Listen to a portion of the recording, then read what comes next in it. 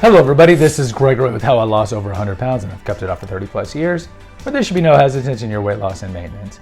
Today we're going to talk about how to deal with stress eating when you are in a marriage or relationship that is dysfunctional or highly stressful. Now before I begin, if you need help from a weight loss perspective, contact me through the Clarity FM link found here in the episode notes. Also check out my website, which has hundreds of articles and recipes, my 2 books, which you can buy on Amazon. And lastly, if you appreciate my content, there is a link in PayPal.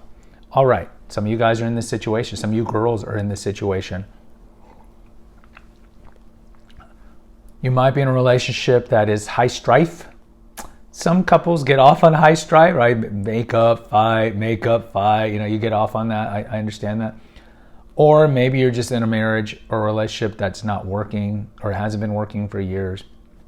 And it's certainly understandable that you're gonna check out of the relationship, and you need to find some relief, find release, find an escape, because the day in, day out stress of the marriage is very difficult, if not unbearable. And so we see this play out certainly with alcohol. How people start turning to the drink, right? Because you don't want to fight or you don't like your spouse and you just need to get away. You know, like Southwest Airlines, you want to get away, you just need to get away. And so you look at alcohol, and alcohol is going to give you that little euphoria for a little while. But then ultimately, it's a rabbit hole and a slippery slope, and you can become alcohol dependent, alcoholic, right? So we don't encourage that with couples, that they start turning to the booze when the relationship is stressful.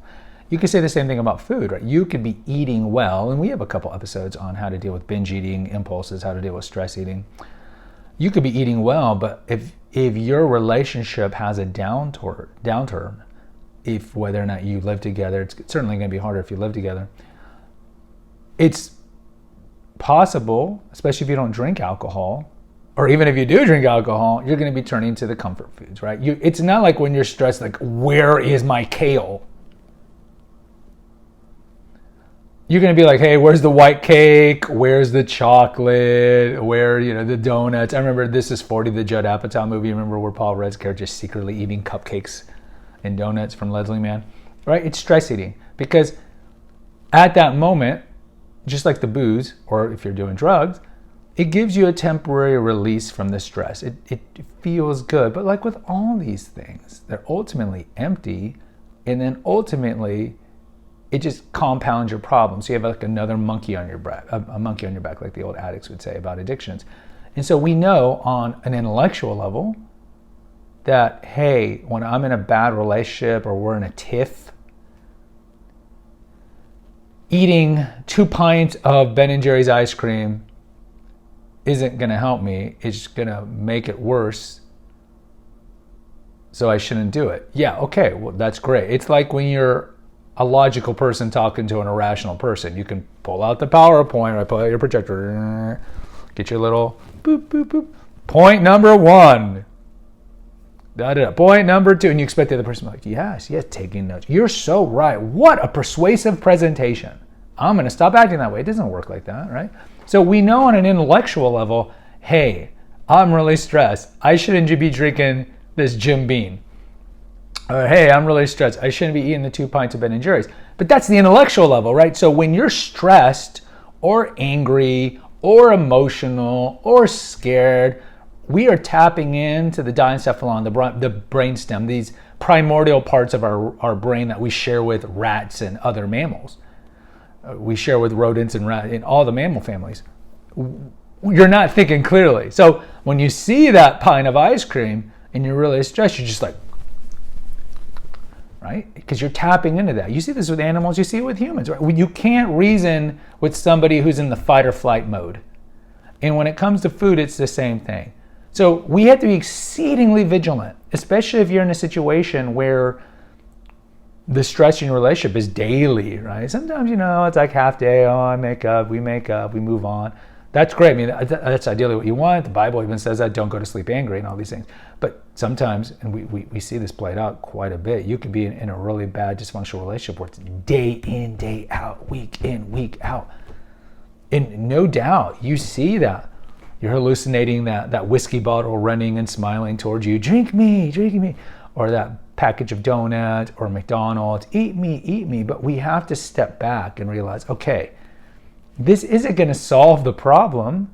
What's going to solve the problem is you just working it out with your person, your spouse, or working on yourself for whatever legitimate issue that your spouse has with you. But working it out, because we know turning to things to nurture us that in themselves are inanimate objects that can't nurture us doesn't help long term. And what makes it worse, of course, is whether it be booze or food, you're drinking or eating an inordinate amount of calories, which again is going to hurt your weight loss or your weight maintenance.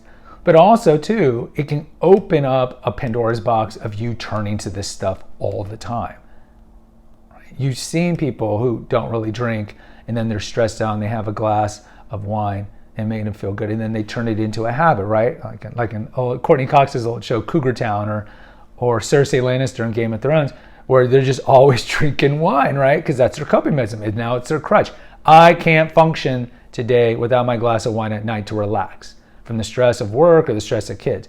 And the next thing you know, it's a really stressful day. I need 2 glasses. And so you can go down this road with alcohol and certainly with food, where you develop a dependency and a negative pernicious habit by turning to these things every night. And then of course you blink and you're 30 pounds overweight because of this bad behavior. And now you're dealing with that, right? Now you're dealing with the lack of confidence and the self-loathing and maybe hating the other person and blaming the other person. But you can't blame the other person. We are responsible for what we put in our mouth. You can only blame yourself because you didn't disassociate emotion from your food. So don't blame the other person. But either way, we don't want to be in this situation. We want to be in a situation where we have a healthy relationship with food and we don't turn to food and alcohol and drugs and other things, shopping, compulsive shopping, whatever it is, to numb the pain. The best thing is if you're in a stressful situation, unstress the situation. Easier said than done. I understand that, Greg. I know you're going to say that. But that's the thing. Like we talk about everything with your childhood trauma and your disordered relationship with food, is the path of least resistance typically is not the path that's going to lead to long-term resolution of anything. So in this case too, you got to do the hard work and you have to fix the relationship, and then there'll be less stress, but then you still have to look at your relationship with food or booze and be like, I need to disassociate emotions from eating. Good luck. It's hard, but that is the better approach. Guys, post in the comments. I'd love to hear from you. Hit the notification, subscribe, and share button. Until next time, take care. God bless and pray.